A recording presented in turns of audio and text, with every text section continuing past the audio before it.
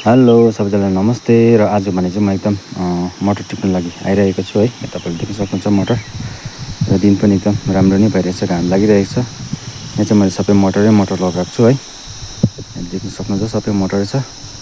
र मटरको यस्तो यो जुन तल देख्नुहुन्छ मटरको यस्तो साइडमा चाहिँ यस्तो साइडमा चाहिँ धनियाँ लगाएको थियो। धनियाँ चाहिँ अस्ति निक्लिसक्यो है, बेचिसकेँ। र यहाँ चाहिँ फेरि अर्कै चिज लगाइरहेको छु है। यो चाहिँ नखनिकन छरिदिएको छु, हुन्छ कि हुँदैन। र तपाईँलाई म त्यो चिज चाहिँ के लगाएको छु भनेर तपाईँलाई फेरि अर्को भिडियोमा देखाउने छु है। र आज भने चाहिँ यहाँ फर्स्टचोटि चाहिँ मटर टिप्न आइरहेको छु है। यो चाहिँ फर्स्ट टिप्पण हो। र यो चाहिँ अलिक चिपेको टिप्नु पऱ्यो। यस्तो मसिनोहरू चाहिँ टिप्नु भएन है। नपट्टेकोहरू चाहिँ यस्तो ठुल्ठुलोहरू चाहिँ टिप्नु पऱ्यो है। किनकि मसिनो टिप्दाखेरि चाहिँ ओजनहरू पर्दैन नि त, त्यो भएर। र यहाँबाट देख्न सक्नुहुन्छ तपाईँले यो सबै मटर हो है। र अब चाहिँ टिप्न लागेको है। र टिपेको भिडियो चाहिँ अलिक बनाउनु नमिल्ने रहेछ है। किनकि अब आफै म एक्लै भएको कारणले गर्दाखेरि चाहिँ अलिक टिपेको भिडियो चाहिँ म तपाईँलाई देखाउन सक्दिनँ।